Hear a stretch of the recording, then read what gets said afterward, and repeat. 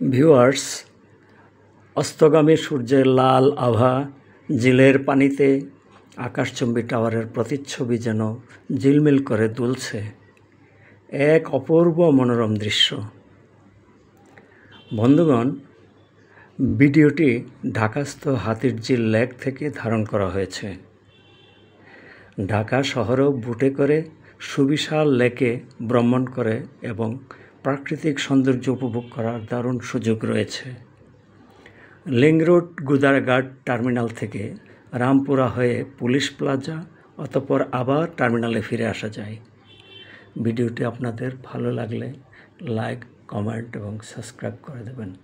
ধন্যবাদ।